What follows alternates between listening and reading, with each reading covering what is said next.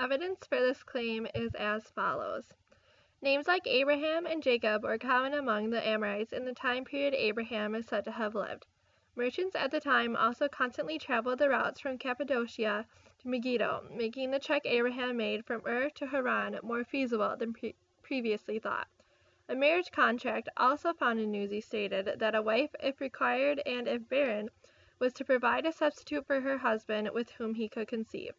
The relationship then between Sarah, Hagar, and Abraham from this information gathers more credibility. More evidence can be found among deeper analysis of the tablets. With the debate of Abraham's existence out of the question now becomes, what kind of life did Abraham live? Abraham died around 4,000 years ago, but left a legacy of the world's three largest monotheistic religions that he and his family branched into. The three religions being Christianity, Judaism, and Islam. Though each of these religions differs in some of their teachings, each view Abraham as the example of how a godly man devoted to God should act.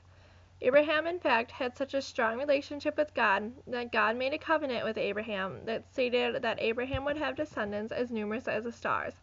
Many events contributed to the relationship that God and Abraham shared, beginning in the early stages of Abraham's life. The second millennium BCE is the time period when Abraham, known as Abram, in his early life lived. Abraham was born in Mesopotamia, modern-day Iraq, and grew up in a polytheistic family, as that was the religion of his father. Though polytheism was a common religious practice of Mesopotamian culture at the time, Abraham was strongly opposed to it. Abraham believed in one true God and would smash the idols that his father built that were used to worship other multiple gods. As depicted in Genesis, Abraham, once older, married a woman named Sarah and later found out that she was barren. After their marriage, Abraham's father announced that they were to move to Canaan. The journey was not one to be envied, as it was long and tedious, but eventually ended not in Canaan, but in Haran, where Abraham and his family settled for many years. This was also the place of death of Abraham's father, who was 205 years old when his life ended. At the death of his father, Abraham became the patriarch of the tribe at 75 years old and received a message from God. God told Abraham to move, and if he obeyed, Abraham would be blessed. Abraham obeyed and eventually made the move to Canaan. Life was not stable in Canaan, though, as famine soon made an appearance, causing Abraham and his family to once again move, this time south towards the Nile River. Once they reached their destination, Abraham worried for the life of him and his family and lied to the Pharaoh, telling him that he and Sarah were siblings. This was not a complete lie, as Abraham and Sarah were half-siblings and shared the same father. The Pharaoh believed the half-truth and took Sarah in and favored Abraham, giving him gifts and servants. Their luxurious lives were short-lived, as the Pharaoh soon learned the truth of the nature of Abraham and Sarah's relationship due to an epidemic of sickness that plagued the people of the region that was sent from God. Sarah was returned to Abraham, and they both were sent out of Egypt and settled near Bethel with Abraham's nephew Lot. Abraham and Lot soon ran into a problem. Their estates were becoming too large. The only solution was to separate them. Abraham selflessly set aside his rights as elder and let Lot choose first what piece of land he desired. He decided on the fertile land of Sodom and Gomorrah, which had a sinful reputation, leaving Abraham the oaks of Mamre, where a stone altar was built to remind the people of God's protection. Meanwhile, in Canaan, there was unrest. The two ruling kings were having a struggle for power, and in consequence, Sodom and Gomorrah was conquered, which inevitably caused problems for Lot. All of the possessions and people from Sodom and Gomorrah were captured, including Lot and his family. Abraham heard of the events and trained men to rescue the possessions and people that had been captured. The rescue was successful, and along the way, Abraham met the king of Salem and offered him 1/10 of the rescued possessions, after the king blessed and gave Abraham food, even though Abraham was advised to keep all the possessions for himself. Because of his continued selfless actions, Abraham was regarded as a model for war diplomacy. Abraham showed compassion and leadership, and also that objectives could be achieved without harming the opponent. As time went on and Abraham became older, the concern for an heir became ever more present in Abraham's mind. Abraham at the time had no son, so he asked God if Eliezer, his oldest servant, could serve as one instead. God replied, promising Abraham a son and descendants as numerous as the stars in the night sky. Since Sarah was barren, she knew that she could not fulfill God's promise, and allowed Abraham to conceive a child with her maidservant Hagar. After Hagar was impregnated, her humility subdued as she became to believe that she was superior to Sarah, since she could give Abraham something Sarah could not, a child. This caused great conflict between Sarah and Hagar ran away into the desert. God sent an angel to Hagar to comfort her and to tell her to return to Sarah. Hagar did as the angel said and submitted to Sarah's authority. When Abraham, still known as Abram at this time, was 86 years old, Hagar gave birth to a son named Ishmael.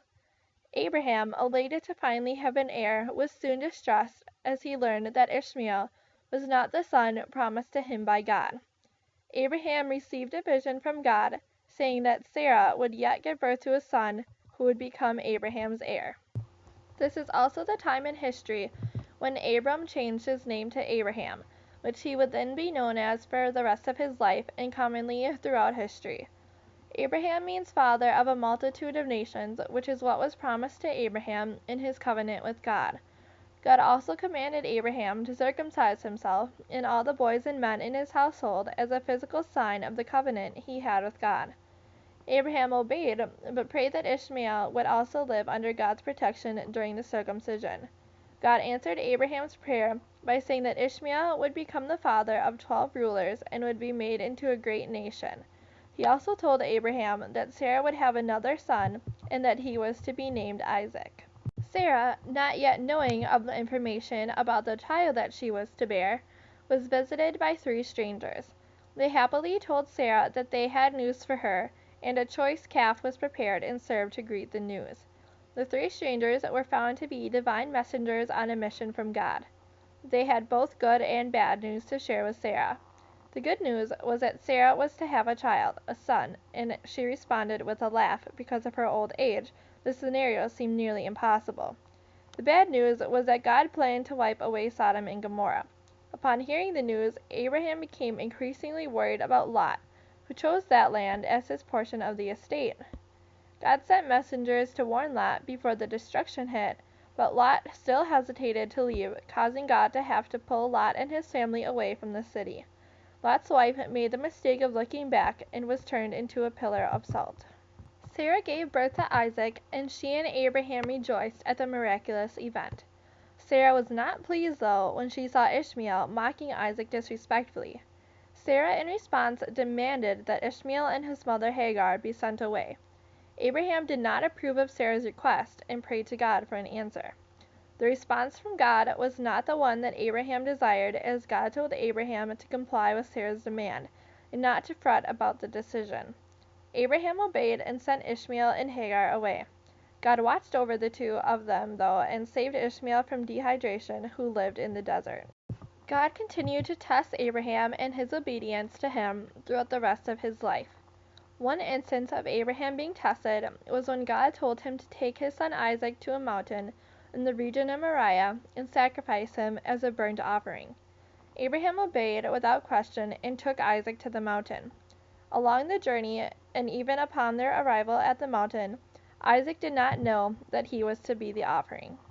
Abraham was preparing Isaac for sacrifice and was about to kill him when an angel abruptly interrupted the ritual, telling Abraham to stop. Abraham once again obeyed and sacrificed an offering that had been provided by God instead. The encounter once again depicts Abraham's unwavering allegiance to his one true God. Sarah soon after died at the age of 127 years old. It is speculated that the near-death experience of her only son hastened her death. Abraham was devastated by the loss of his wife and for the first time purchased land from the Hittites to properly bury her. The final chapter of Abraham's life is seen in the book of Genesis, specifically in the chapter 25. The chapter gives an account of Abraham's descendants, Ishmael and the 12 princes and nations, and Isaac and the 12 tribes of Israel. The chapter also talks of Abraham's life after Sarah. After Sarah's death, Abraham married a woman named Keturah. With his new wife, Abraham had 6 more sons. At the seemingly unattainable age of 175, Abraham passed away and was buried with his first wife Sarah by his sons Isaac and Ishmael. Abraham not only left the world with the three largest monotheistic religions that his family branched into, Christianity, Judaism, and Islam, which fulfilled his covenant with God of having descendants as numerous as the stars in the night sky, but also left a lasting example of how a man devoted to God should live his life as Abraham lived his by great faith. Abraham is regarded as a powerful, influential figure in three of today's largest religions, allowing him to continue his inspiration even after his death.